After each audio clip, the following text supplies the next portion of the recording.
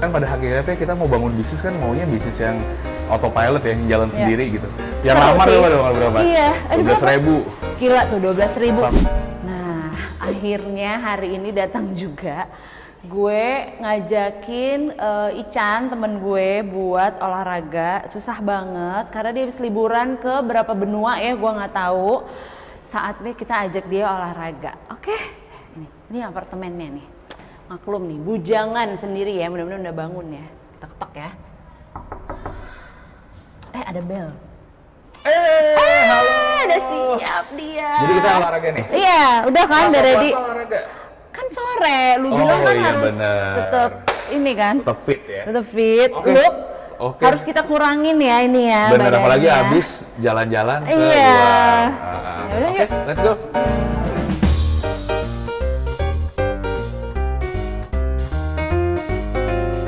Oke guys, welcome back to my vlog. Namanya juga hidup. Sekarang gue lagi olahraga, lagi puasa, dipaksa olahraga sama teman SD gue dari kecil, dari umur 5 tahun ya. Pokoknya kita beda setahun sih, lu kan lebih kecil dari gue ya. Nah ini siapa dia? Dia ada Tia. Hai. Gimana nih? Oh, puasa-puasa kita olahraga. Balik lagi. Seneng gak sih? Balik lagi sama gue ya. Tadi kan Iya. dia bilang yang lebih kecil dari gue, maksudnya badannya. Badannya. Badan gue lebih Umur kecil sih dari sama dia. ya. Enggak, Beda umurnya dikit. juga, tuan dia. Kenapa badannya lebih gede dia? Karena dia habis pulang liburan. Bener. Kerjanya liburan melulu. Makan ya. Bener. Dia baru aja liburan dari mana? Baru aja liburan, yang liburannya viral. Oh, viral. Soalnya liburannya sama geng terserah. Jadi sekarang ada geng baru loh. Kalau si siapa tuh? Ashanti, Aurel, Titik Kamal kan namanya geng cendol, ya, yang sama Ayu Dewi geng cendol. Dan dia punya geng namanya geng terserah. Isinya siapa? Isinya dia sama Fuji, sama Gala. Nah, Gala tuh ketua gengnya tuh. Gala ketua geng. Dia benar-benar sampai hafal banget lagu terserah. Nah, namanya kenapa lagu apa geng terserah karena kenapa tuh? Merayakan musik video lagu terserah sampai 4 juta views. Jadi kita ke Turki gitu. Dan ternyata gitu. Galanya seneng banget, sampai hafal banget gitu. Oh, I see. Tapi emang Gala ada di video klipnya? Ya, kan sekalian ya. Jadi bawanya ada Fuji dan timnya dan Oh iya, karena sama ya, Fuji. ya tapi memang nggak semua tim production. Kalau tim production semua ya jebol lah. Lu ya mau kan? bikin video klip lagi? Sesuai inilah, sesuai apa? Part ininya lah, part masing-masingnya gitu. Priority di video klipnya ya. Oh, oke. Banyak tuh soalnya yang nanya, kok nggak semua diajak? Hello, emang gue Pasti yang nanya yang nggak diajak. iya. Iya Yang kan? di tim gue juga nggak semua diajak kan? Iya benar-benar, gua aja nggak diajak. Oh iya Gua benar. siapa? Gimana, seru nggak? Seru sih. Tapi bisa jadi referensi juga sih. Kan gue belum pernah ke Turki. Oke. Jadi kayak referensi. Oh boleh lucu juga nanti kalau gue ke Turki begini. Benar, gitu. kan gue udah kasih oleh-olehnya kan? Oh. Setidaknya dapat oleh-oleh lah ya. mahal banget. Dan belum gue makan. Soalnya kan lagi puasa, nanti Iya, gue buka. Iya, bener, kan berbuka dengan yang manis. Nah itu manis banget. Mahal loh guys. Tetep ya, persahabatan kita tuh dinilai dengan uang. Soal gitu ya, julid. Oke, udah lanjut ngobrolnya Lanjut ya. lah, yang berfaedah gitu dikit gimana sih? Iya. Soalnya ini gue sekarang lagi positioningnya bukan sebagai penyanyi urusan musik, tapi sebagai karir dan bisnis coach, founder dari Cari Ilmu. Jadi kita mungkin agak intelektual dikit lah. Sorry. Iya nggak? Gue tadi kayak host infotainment ya. Nah iya. Bener-bener. Kok bisa disetel gitu ya? Tiba-tiba dia jadi artis, tiba-tiba dia jadi pebisnis, tapi memang keren banget sih sepak terjangnya ya teman aku yang satu ini. Sekarang tuh udah Amin. benar-benar masuk ke circle artis deh. Biasa aja. Ini kan gue juga artis juga kan? Artis Artis SD. Artis lokal. Artis Wandura. Artis bukan? lokal gue. Oke. Yaudah gue tanya deh. Jadi lo kemarin tuh kemana aja? Udah ke Turki sama ke Korea? Oh, tahun ini Jepang, ya? Korea, iya. Iya, tahun ini. Awal tahun lu udah 3. Korea, Turki, Jepang, Korea, Turki. Iya. Ya alhamdulillah. Iya. Lu waktu ke Korea kan lu Oh, itu sama keluarga. Iya. Tuh, tetap ingat Iya harus dong, membahagiakan Korea dulu keluarga. dong. Ya pokoknya kalau gue dalam hidup prioritasnya ya ada lah kan. Jadi sebelum itu kan kalau yang kemarin kerja ya hitungannya ya, apa liburan sambil kerja sama Yang di tim Turki gitu. ya? Yang di Turki. Iya sih. Sebelumnya Karena sama lo keluarga bikin dulu dong. konten yang kontennya lo monetize. Bener. Oke. Ada kok, masuk kok ke AdSense-nya. Makanya jangan lupa nonton ya. Subscribe ya, jangan subscribe, lupa ya. Tapi subscribe-nya yang mana? Bingung. Soalnya channelnya banyak. Oh iya, ada yang Coach Ican sama ada yang Irsan Musik. Iya, Nah itu yang bener, Irsan bener, Musik bener. sih. Yang vlog-vlog sama Fuji. Vlog-vlog Fuji. Iya, Karena itu berhubungan udah sama nonton. ini, Gua berhubungan udah sama subscribe musik. juga. Iya, iya. Thank you. Oh, oke. Terus next-nya gimana? Lo bakal kerja bareng lagi sama Fuji atau gimana sih? Atau udah selesai aja nih, geng terserah? Aduh, nanti fans-fansnya Kita besok, pada kecewa. kemarin baru aja Bapak buka bareng sama geng terserah. Jadi gue main ke bareng. rumahnya Uti, sama ketemu Gala, ketemu Ida, ketemu timnya, ketemu sama ponakan gue dan temen-temennya, Ya Jani, ampun. Nata, Susi, Ida dan tuh Imam. terkenal ya, Ida itu babysitternya Gala kan? Iya ya, dari lahir. Jadi ya, dari ya tetap lahir. inilah, tetap berkelanjutan lah silaturahminya karena 8 hari kan bareng-bareng di Turki. Jadi mau nggak mau Ya sih, lama jadi juga apa ya? Jadi saudara. Gue udah kayak dianggap omnya. Jadi kayak bener-bener sampai semua yang apa follow atau subscribe itu manggil gue udah om. Nah, terus lo liburan terus kayak gitu, lo tinggalin tuh bisnis lo ya, cari ilmu. Itu gimana? Aman emang? Udah autopilot, tapi gimana sih? Gua ini kan cari ilmu udah tahun ke-6 ya. Tahun ke-6. Selama tahun ke-6. Nah, di mana dalam 4 tahun terakhir lah, 4 tahun 5 tahun terakhir tuh kan gue sebenarnya bener-bener ngebangun sistem gitu ya, ngebangun tim yang dimana adalah saatnya pasti seorang founder udah merasa suatu bisnisnya itu bisa dilepas ke yang lebih profesional, lebih bisa jalan sendiri. Karena kan pada hakikatnya kita mau bangun bisnis kan maunya bisnis yang autopilot ya, yang jalan sendiri gitu. Paling pengawasannya tetap ada. Jadi ya sebenarnya ketika gue memutuskan menjadi seorang pebisnis yang harapannya ada fleksibilitas dalam hal waktu, uang gitu ya itu terjadi saat ini sih. Tapi itu juga setelah melalui proses yang nggak sebentar dan nggak gampang juga gitu ya setelah 5 tahun. Tapi kan tim lo itu tuh kebanyakan anak-anak muda, Gen Z kan? Yang ada umurnya Setengah ya, bukan sepertiga. Wah, kalau sepertiga masih kitanya berarti udah nenek-nenek dong. anak Kakak SMA. nenek. Iya kan, maksudnya lo gimana? Lo bisa percaya ke Gen Z? Yakin? Ya sebenarnya udah banyak dibahas lah ya di dunia di dunia HR, human capital, tentang how to treat them, Gen Z itu gimana gitu.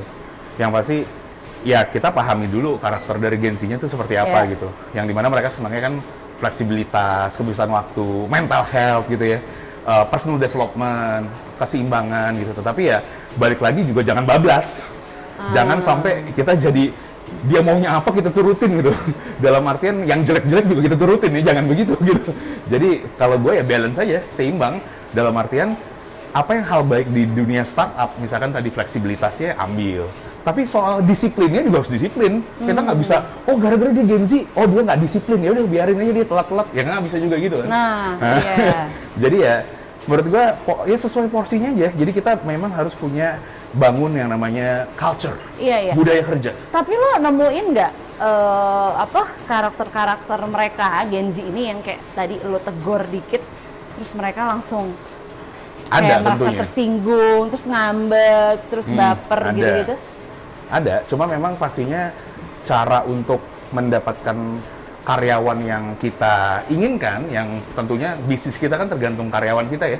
Itu ya kita bisa jagain mulai dari proses rekrutmen sih. Jadi ketika proses rekrutmen, ya harus benar-benar dipastikan ada assessment dalam hal bener-bener. Makanya proses rekrutmen lo tuh agak unik ketat dan kreatif berlapis-lapis ya. Bener bisa 3 bulan loh. Bener, gue bilang kreatif sih. Jadi temen-temen ya yang aku tahu aja waktu itu dia nge-hire anak-anak Gen Z sosmed ini tuh. Gitu ya. Iya, dia tuh kayak bikin challenge gitu. Jadi tetap yang seru lamar sih. Ya, berapa? Iya, 12.000. Gila tuh 12.000 karena posisi. dia bikin itu menarik gitu loh. Jadi kayak ada challenge dulu step 1 lo harus ngelakuin apa, misalnya lo harus bikin video. Step 2 lo harus ngelakuin apa sampai step 3 baru akhirnya lo bisa sampai step 5. Oh, step 5 terus ya banyak lanjut juga ya? yang ini, banyak juga yang misalkan mundur, tapi gue sebenarnya nggak masalah karena kan nggak bisa dari 12.000 kan yang direkrut nggak 11.000 kan. Lu mau Cuman bikin 20. perusahaan. jadi ya bagi gue sebagai foundernya emang mau mendapatkan Iya, talent iya. yang tepat ya harus mau nggak mau harus ada proses seleksi yang ketat kan gitu. Iya, benar, untuk benar. dapatkan yang terbaik gitu. Nah, sisanya gimana tuh? Yang tidak keterima ya harusnya mendapatkan ini ya pelajaran kalau memang persaingannya itu ketat dan mau nggak mau harus nikmati skillnya gitu. Berarti tadi yang penting memang skill dan attitude ya. Benar. Tapi kalau dari angkatan kita ya, apa sih yang hal-hal yang bisa kita warisin gitu? Oh, angkatan untuk kita Gen berarti Z? Gen Y ya. Dari Gen Y ke Gen Z. Kalau Gen Y itu kalau dilihat Selain attitude deh. dari karakteristik mungkin kita untuk apa ya, untuk kreativitasnya mungkin agak kurang ya. Karena gue juga merasa kurang Iya, menurut iya, gue. iya. Kecuali lu kali ya. Lu karena emang dunia kreatif kan. Iya, Tapi kayak iya. teman-teman gue yang lain kayak kalau udah profesinya satu ya udah itu aja. Lu perhatiin nggak sih? Terus kayak Tapi kayak lu enggak deh, lu bukan Ya, berkepribadian gua ganda sebelumnya ya? nggak gitu. Wah, bukan. Ya musisi juga, pebisnis juga maksudnya gitu Iya, kan. Nah, macem-macem. balik lagi tadi ke Gen Y, karakteristiknya tadi memang less kreatif kalau kata gue kan. Karena kita kan juga nggak yang apa lahir oke. tiba-tiba udah dimanjain sama teknologi, Benar, enggak kan? benar, Kita kan benar. baru dimanjain teknologi ketika Mereka kita banyak kuliah kan. privilege. Iya, jadi kita masih Yang ya gue bisa bener. bilang masih Tapi maksud gue, setengah. apa yang kita punya di angkatan kita yang Gen Z tuh nggak punya. Dari sisi determinasinya lebih pasti. Benar. Terus Sama kemudian dari sisi persistence. loyalty-nya, loyalty atau kesetiaan, persistensinya lebih lah. Jadi lebih tahan banting lah. Persistence juga. Oh Lebih benar, tahan banting. mental. Mentalnya lebih kuat. Jadi ya bener mental. Bener. Gen Z kan dikit-dikit mental breakdown. Iya, jadi gue tuh mau cerita gitu ya di kantor gue gitu kan. Gimana tuh? Maksudnya gue kan sebagai leader juga ya gitu di kantor. Jadi cukup banyak anak Gen Z juga gitu kan. Ya pastinya lah kita hire kan pasti yang fresh graduate gitu-gitu. Nah, Nggak semuanya senior lah ya nggak pasti semua ya. senior gitu. Dan sempet gue tuh yang jadi kayak ketularan mereka, jadi malah gue yang kebawa gitu. Karena ada di satu waktu gue kok jadi ngerasain mental breakdown sampai gue ngomong gitu loh. Gue juga ngomong Mental ke- breakdown dalam menghadapi mereka gitu. dalam menghadapi pekerjaan ya mereka dan pekerjaan Oh, oke. mereka dan pekerjaan. Gue sampai bilang, yo Fatisan gue capek, gue kayaknya mental breakdown. Gue Jadi kebawa gitu ya? Iya, gue sampai nggak percaya. Kok gue Kenapa? ngomongnya kayak gitu ya, kenapa jadi gue ketularan? Padahal sebelumnya lo nggak pernah kayak Nggak gitu. pernah. Gue against mental breakdown. Maksudnya kita udah cukup dewasa, kita Iya. udah cukup bisa ngatur. Dan mental gue tuh, Iya. gue merasa mental gue tuh kuat banget. Gue udah ketempa banget gitu. Iya, Tapi dari sebenarnya gue- zaman-zaman inilah pertelevisian lah ya. Yes, gitu. Tapi sebenarnya gue ya, adalah 3 hari bener-bener, pekerjaan bertubi-tubi yang emang, ya Lagi hektik. hektiknya tuh nggak waras sih gitu. Mungkin nggak waras, jadi gue jadi mental breakdown. Nah itu gimana ya? Gimana cara bikin kita tetap waras di dunia pekerjaan yang mungkin nggak waras? Pasti banyak teman-teman yang kantor gue gila misalnya gitu, bos gue gila, orang kantor gue gila. Nah, gimana tuh supaya kita nggak ikutan gila? Gua sih percaya sama yang namanya lingkungan kita tuh bisa affect us gitu. Nah, Jadi ketika kita berada di lingkungan yang positif, kita ke bawah positif. Di lingkungan yang misalkan mayoritasnya toksik, akhirnya kita ke bawah toksik. Makanya kenapa di suatu perusahaan penting banget yang namanya menjaga culture values itu tetap positif gitu kan. Oke. Nah, makanya kenapa dibilang, ya mungkin secara cita-cita dari pendiri perusahaan semuanya pasti positif semua Iya ya. dong, Tapi kan benar. kenyataannya kan mungkin tidak terawasi gitu. Iya Yang akhirnya yang toksik malah, atau yang berbeda value-nya malah para di jajaran manajemen, jajaran leader-leadernya, yang akhirnya ke bawahnya lagi itu jadi makin toksik, bener nggak? Oh, Gitu. Jadi menurut oke. gue tuh percaya ya yang namanya orang sepositif apapun ketika ada di lingkungan yang ibaratnya nggak positif, toksik, akhirnya dia jadinya kebawa gitu. keserap ya. Nah, supaya untuk itu tidak terhindar, kalau menurut gue kemarin gua wajar. paling benernya itu adalah ya udah istirahat dulu. Cuti. Cuti, Ya, bener kan? Kemarin gue akhirnya lanjut cuti. Bos Cuti, gue juga kan? ada, lu cuti dulu. Cuti dulu, bener. Terus kemudian kalau memang bener, ibaratnya udah beda apa ya, udah beda values sama taruhlah leader kita yang ternyata ini kok orangnya kok emang dia bawaannya emang nggak happy sama pekerjaannya, emang toxic, kayak harus diajak ngobrol nggak sih? Apa kayak leader heart to yang heart begitu, gitu heart ya. to heart gitu terkait. Ya kalau emang sulit ya inget aja, our leader is not the owner of the company, dia juga kerja gitu kan. Jadi ya bagi gue bagus tuh quotes-nya tuh. Apa dia ya? tuh bos kita. Itu bukan itu juga karyawan. Sebenarnya. Dia punya bos juga. Iya. Dia bukan pemilik perusahaan. Iya, Bukan yang ngebayar gaji lu. Jadi kenapa kita harus ngerasa terintimidasi? Enggak lah. Bener. Ya gue sih pernah ya di posisi yang karyawan ketika Kan misalkan punya mindset leader kayak gue gitu, yang ibaratnya ya gue ngomongnya nggak leader lah ya, bos ya. Ibaratnya kayak ya. mau tahu beres, mau kayak terkesannya dia yang bayar gue gitu kan. Kesannya dia owning you. Iya bener. Terus gue bilang, Itu bos hey, kayak gitu. please jangan terlalu mendalami peran dalam bekerja. Lu tuh juga sama kayak gue. Iya benar. Lu terlalu mendalami gitu. Iya, Lu juga sama-sama dipekerjakan. Jadi ayo let's working together. Kita sama-sama di hire. Iya. Kalau emang mau Harusnya kerja as a partner, sama, ya. as a partner kerja sama, ya gue tahu secara organization chart lu di atas, gue pasti juga akan respect, tapi juga ya Dan saling hal yang sama. memahami juga lah ya. Bener. Memahami kebutuhan masing-masing. Benar. Kalau menurut gue, kalau emang udah lingkungannya kayak gitu, ya harus banyak tim tim ketemuan, tim meeting di luar kantor gitu, kayak outbound gitu, outing-outing, atau nggak harus outing keluar banget, tapi Ya bonding. kayak makan bareng, bukber ya kan? Apalagi sekarang masanya lagi banyak ini ya, bukber ya. Oh Bener. asik. Wah bener tuh insight yang bagus sih tadi. Bener-bener. Ini olahraga bareng ya kan? Ayo olahraga ini kan gue mau ini minta advice gitu ya. Nah terus oke, I got the point. Bagus tuh yang tadi. Tapi ada juga ya, ini gue membawa segudang curhatan sih ini Apa ya. namanya? Waduh, ini harusnya sebulan gue nggak makan lagi nih. Ini tuh Ngabuburit kita ya? tuh ngabuburit ya. Sambil lu bersedekah. Bersedekah ilmu, pengalaman. Bersedekah ilmu. Cocok deh coach gue yang satu ini. Apa tuh? Ada juga ya, sebenarnya kenapa bisa jadi toksik ya? Bisa ada toksik, bisa jadi banyak yang saling gibah. Karena kayak ada oknum-oknum, aku nyebutnya oknum lah ya. Oknum, Gue nggak nyebutnya semua oknum, ya. karena kan nggak semua. Oknum yang dia tuh kayak berpolitik atau office politik atau dia tuh ngejilat banget leak ass-nya atasannya gitu kan, yang membuat dia jadi dia tuh jadi kayak yang paling bagus akhirnya diomongin, efek yang lainnya gitu loh, jadilah dia diomongin gitu. Nah, jadi sebenarnya ngejilat atasan tuh apa ya?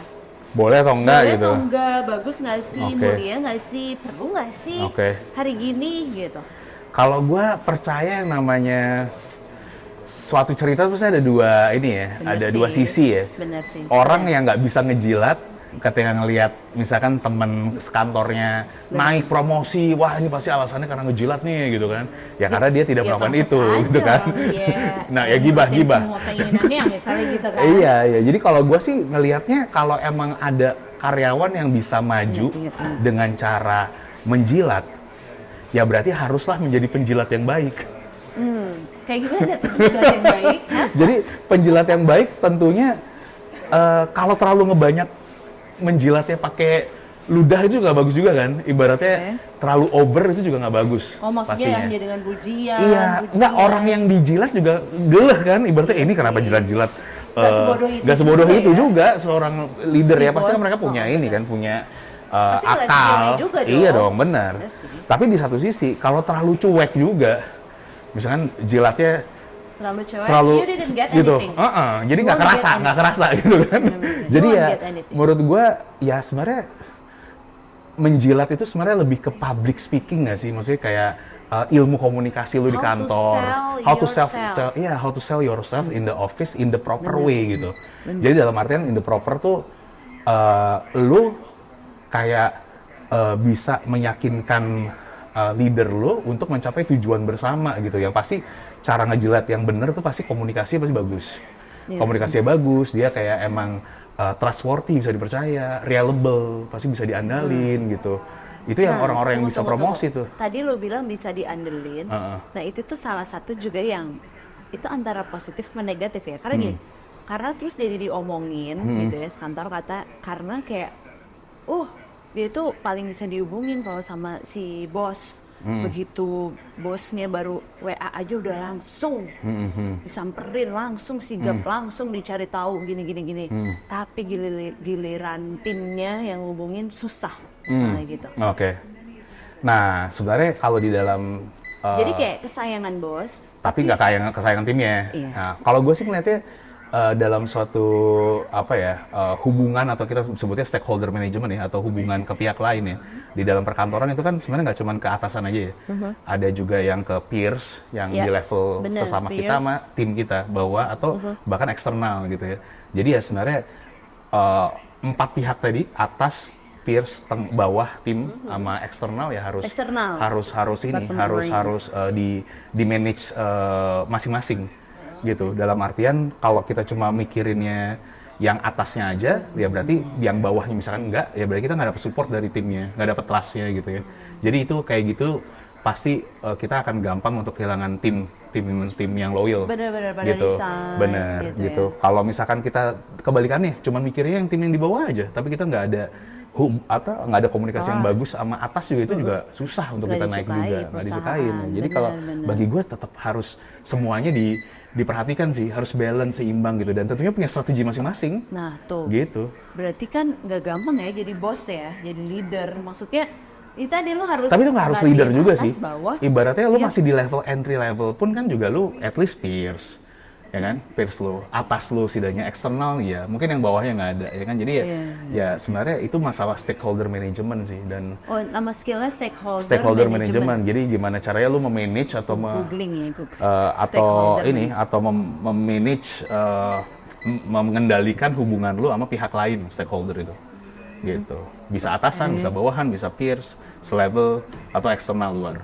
Iya, maksudnya ya artinya kita kerja nggak bisa apa adanya ya. Benar. Gitu. Dan nggak bisa fokus cuman atas doang atau bawah doang ya, tapi ya semuanya ya hubungannya. Ya sama lah kalau yang muslim kan ada hablum minallah sama hablum minanas gitu kan. Jadi hubungan ke atas, hubungan sama manusia gitu. Bener, nah ini karena lagi edisi Ramadan ya.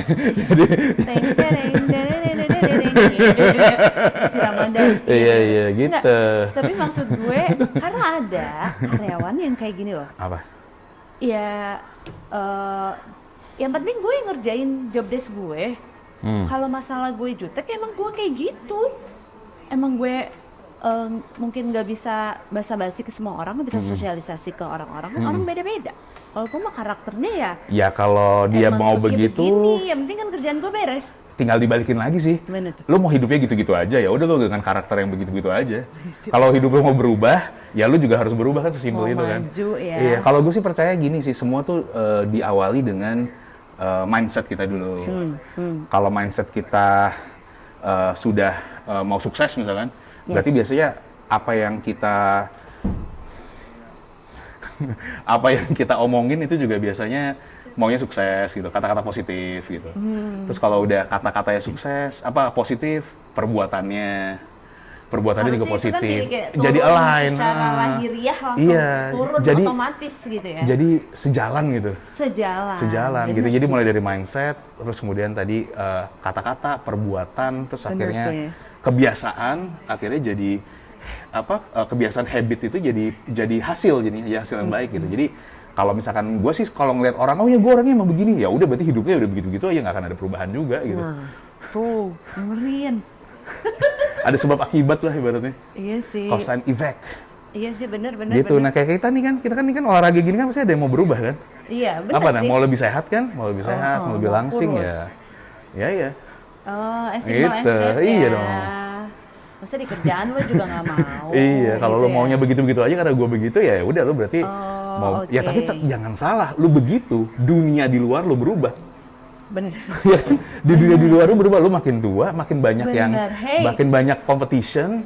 Lo tinggal dipinggirin. Bener. Kalau lo nggak berubah. Nih kata orang yang di dunia kerja nih, bener juga sih. Tapi ya, gue sering bilang juga ke bawahan gue gitu. Ada gitu misalnya, gue nggak suka tuh office politik, gue nggak bisa tuh ngejilat-jilat, nggak deh, anti gitu. Terus gue suka bilang, hey, itu bukan beroffice politik, ini tuh kita berstrategi. Benar. Lu pikir gue suka sama dia, misalnya gitu ya. Tapi gue berstrategi, dimana gue punya strategi, gitu kan, bahwa semua orang melihat gue orang yang positif, orang yang selalu happy, orang yang selalu enak diajak kerja sama. Nah, benar. Padahal dalam hati gue empet kalimat tuh orang, misalnya gitu ya. Gue pernah ngomong gitu ada ke salah satu karyawan gue gitu. Dan gue bilangnya itu berstrategi, bukan office politik. Benar. Gitu. Itu gimana menurut lo? Kalau menurut gue, kalau memang kita berada di lingkungan yang tepat, pasti kita nggak ngerasa itu menjadi sebuah beban. Ini ya, office politik. Tapi biasanya office politik atau politik kantor tuh terjadi biasanya kalau ada pembagian tugas yang nggak jelas biasanya. Jadi sebenarnya orang nggak fair. Harusnya kan yang ngerjain kan bagian marketing, bukan bagian sales. Ini harusnya ngerjain ini bagian keuangan gitu, finance gitu. Jadi biasanya ada segregation duty atau pemisahan tugas yang belum clear. Nah, orang yang bisa menyelesaikan office politik itu sebenarnya adalah yang orang nomor satunya di perusahaan itu. Oh gitu. Iya dong, jadi dia bikin clear gitu. Jadi ini siapa, partnya siapa, ini tugasnya siapa. Jadi KPI-nya itu harus clear, Key Performance Index-nya. Objective result atau OKR-nya harus clear gitu. Jadi bikin KPI-nya ada alignment antara satu departemen lain ini bersama. Nah itu kalau kayak gitu bahu-membahu. Biasanya kalau office politik itu karena oke, ini bagian gua KPI-nya hanya ngurusin sales aja, gua nggak peduli finance-nya gimana. Orang finance, oh ini ada optimization, dia nggak peduli urusan target salesnya gimana misalnya. Jadi, benar, jadi benar. ya cara untuk menangani itu ya sebenarnya udah di level senior level atau bahkan di level owner-nya, di level CEO-nya, C-level-nya. CEO ya. Iya karena banyak sih, kayak gue di setiap kantor juga gue nemuin kayak misalnya ada anak emas, sebutannya gitu loh. Dia anak kesayangan gitu, sayangan. Nah itu tuh karena office politik itu, bagian yang berat sebelah apa gimana? Karena emang ada loh, kayak anak kesayangan yang kayaknya dia dikasihnya yang mudah-mudah atau dia dikasihnya yang bagus-bagus. Gitu. Ya itu udah masuk ke subjektivitas dari leader ya itu. Subjektif. Tapi balik lagi kalau yang namanya office politik tadi itu caranya gimana ya mau nggak mau harus disadari sama senior levelnya. Caranya gimana? Misalnya kalau ada survei misalkan ada survei employee misalkan gitu ya. Oh ternyata ada satisfaction employee survey. Nah itu kan disampaikan langsung ke senior levelnya kan. Nah ternyata ada problemnya ketidakpuasannya dalam hal ternyata kerjaan gue lingkungannya toksik, lingkungannya nggak mendukung dia dalam mengerjakan pekerjaannya. Nah itu kan jadi bahan untuk evaluasi. Nggak clear KPI-nya gitu. Jadi itu is time to time to speak up gitu. Bener. Gitu sih. Evaluasi Jadi lah ya, speak up. Tapi kalau soal tadi misalkan ada 1-2 orang yang ini kelihatannya anak kesayangan dan sebagainya, ya menurut gue itu wajar lah. Di keluarga aja ada adik kakak, pasti ada juga yang jadi anak kesayangan orang tua kan? Iya sih. Ya kan? Lu anak ya? 4 ya, Bu? Tiga. 2 ya? Anak gue 3. 3 kan? 3 pasti kan ada yang paling disayang kan? Gue berusaha adil sih, ketiga-tiga. Tapi kan itu menurut lo. Nanti kan si bungsu sih. bilang, kok kayaknya kakak lebih disayang gitu. Itu pasti ada lah. Anak gue pertama pasti bilangnya, gue lebih sayang ke adik-adiknya yang paling bungsu misalnya. Paling bungsu karena mereka masih bayi. Iya itu makanya. Pasti selalu ada alasan sih. Iya makanya itu kan balik lagi sih, cara memaknai kita lain-lain gitu kan. Ada alasannya sih, juga sih. Iya benar. Tapi kalau misalnya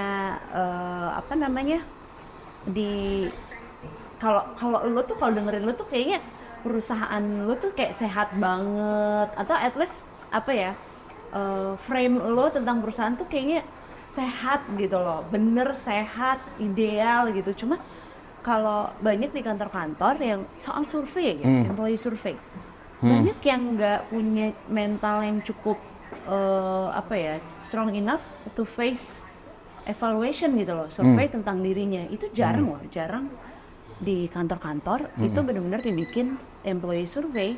Maksudnya akhirnya cuma ada-ada aja gitu ya. Terus surveinya dari departemen lain. Iya, terus kan kritik tuh. Kalau misalkan terlalu jelek, totalnya impacting ke bonus gitu ya. Jadi akhirnya dia maunya yang bagus-bagus aja gitu ya. Nah itu ini sebenarnya. Kenapa tuh? Ya, menurut lo? Kalau balik lagi kayak mungkin karena kita di Indonesia tuh dari kecil udah terbiasa dinilai, terima rapot gitu-gitu ya. Terus kayak emang kalau terima hasil yang buruk kan biasanya dimaknainya sebagai sesuatu yang salah, dimarahin orang tua gitu. Jadi kayak akhirnya cara pemaknaannya yang salah gitu. Jadi akhirnya ketika misalkan KPI atau berusaha untuk jujur akhirnya jadi susah gitu ya. Bener. Padahal sebenarnya kadang kita dapat hasil jelek untuk improvement itu, Iya. itu sebenarnya yang diharapkan gitu, yang bagus. Padahal Menurut gue itu udah bagus budaya sih. juga ya. Iya. Ibaratnya jadi tahu apa yang harus diperbaiki kan, gitu. Bener. Jadi ya menurut gue itu sebenarnya karena udah daya pembelajaran kita di Indonesia. Gue sama tingkat kedewasaan juga ngerespon atau menerima bentuk evaluasi karena gue banyak gitu ya nemuin karyawan-karyawan saat dia dievaluasi dia malah defense pasti nggak terima, defense. Ya benar. Pasti ada aja alasan kayak oh soalnya gini karena gini kayak nggak mau terima masukan atau masukan gitu. yang positif gitu. Iya. Padahal kalau gue bukannya gue bener ya, gue jadi bener karena gue temenan sama lo sih ya kan. Jadi gue mempelajari itu. Jadi gue kalau dievaluasi sih gue gue gitu mengakui dan oh iya bener sih. Oh iya juga ya. Oh oke. Oh iya berarti gue nextnya gini ya. Gue bisa two way communication gitu. Tapi nggak semua begitu ya. Ya balik lagi itu udah masuk ke karakter ya. Apalagi kalau sekarang ya karyawan-karyawan sekarang tuh udah paling males untuk ikutan training kantor nggak sih? Jadi ketika ada training itu jatuhnya tuh kayak dipaksa gitu ya. Soalnya kayak mereka mikir udah nggak jaman ngapain? Bukan nggak jaman, mereka udah apa? capek sama pekerjaannya. Jadi ketika dipaksa atau misalkan capek training, mental health fade. Jadi ya cara memaknai sebuah pelatihan, sebuah masukan, sesuatu yang positif itu masih salah gitu. Jadi dalam artian mereka yang ya maksudnya karyawan-karyawan yang pada umumnya ya mediocre ya, itu rata-rata ya maunya mikirnya ya kalau ada benefit buat mereka ya naik gaji aja gitu kan, dapat bonus gitu. Padahal sebenarnya perusahaan itu sebenarnya ya sangat mementingkan yang personal development-nya tadi gitu. Yang penting itu sebenarnya mentalnya sih, mindset-nya. Makanya tadi balik lagi, lu kalau mau hidup lu berubah dimulai dari mindset lu dulu, bukan dari sisi perbuatan lu, dari mindset lu dulu gitu. Bener, gue ada tim gue juga pernah ya mau dikasih training, dia malah nolak kan? Duh gak usah deh mbak, kalau gue mau kerja naik gaji aja gitu ya. Iya kalau nggak paling naik gaji, bonus gitu kan. Iya bener, karena kayak udah deh mbak nanti nggak sempet syuting ini, udah deh nggak usah lama lagi trainingnya berhari-hari. Iya bener. Ya balik lagi ya, semua kan piramida ya. Piramida pasti yang punya pemikiran yang baik tentunya nggak, ya mayoritasnya mungkin di atas gitu kan, tengah atas gitu kan. Yang bawah ini yang masih PR lah ibaratnya gitu. Iya benar. Makanya ada cari ilmu kan, nah masuk kan cari ilmu untuk nggak cuma membenahi pelatihan ini hard skill tapi juga soft skillnya juga, mental mindset dan sebagainya. Nih buat perusahaan-perusahaan tuh gue jadi ikut promosi. Perusahaan-perusahaan nih HRD-nya nih yang butuh training nih. Cari ilmu deh, banyak. Ini dari satu. Cari ilmu ada segmen khusus nih, namanya nyalakan by cari ilmu. Itu lebih fokus lagi buat ini untuk corporate transformation, perubahan korporasi, training, consulting dan sebagainya. Itu kita ya nggak cuma masalah hard skill aja, tapi juga masalah mindset, agility, perubahan dan sebagainya. Tadi yang gue banyak keluhkan itu, wah masuk semua. Ini kita unscript ya, ini guys jujur gue unscript dari skenario, tapi semuanya tadi relate, 100, gue kasih 100 intinya tadi. Aduh thank you nih, ini berarti kita aman nih. Aman nih, pokoknya buka puasa, sahur 30 hari ke depan aman ya, kirimin ya. Mama Fuji. Oh iya benar. Thank you. Ini kita promo semua isinya ya. Aduh iya deh, oke deh. Ini juga udah mau azan bentar lagi, mau buka puasa. Nggak kerasa ya, udah sejaman nih kita ngobrol. Udah aman loh, gue traktir mau buka puasa di mana ya kan, mumpung sudah kita mall. Ya udah, udah aus banget. Oke guys, sampai sekarang thank you banget Tia udah ngobrol-ngobrol sore-sore gini, dan buat teman-teman thank you banget udah dengerin vlog apa ini namanya tadi? Ya, Based on your story. Juga. Oh iya, namanya juga hidup. Sampai lupa ya. Ya namanya juga hidup. Ya pokoknya nanti ikutin terus vlog-vlog ngobrol kayak gini, santai. Mungkin kalau sekarang sambil sepedaan, nanti nextnya sambil berenang kali ya. Sambil berenang atau sambil tenis? Ya, dia jago berenang, jago main tenis. Tapi gue lagi gemuk banget nih setelah pulang liburan. Makanya kita olahraga aja besok treadmill lagi. Jadi kalau ada yang punya pertanyaan ya tadi seputar dunia pekerjaan kalian, boleh banget. Tanya aja di komen, nanti bisa dijawab sama Coach Ichan. Oke, thank you guys semua. Thank you, bye.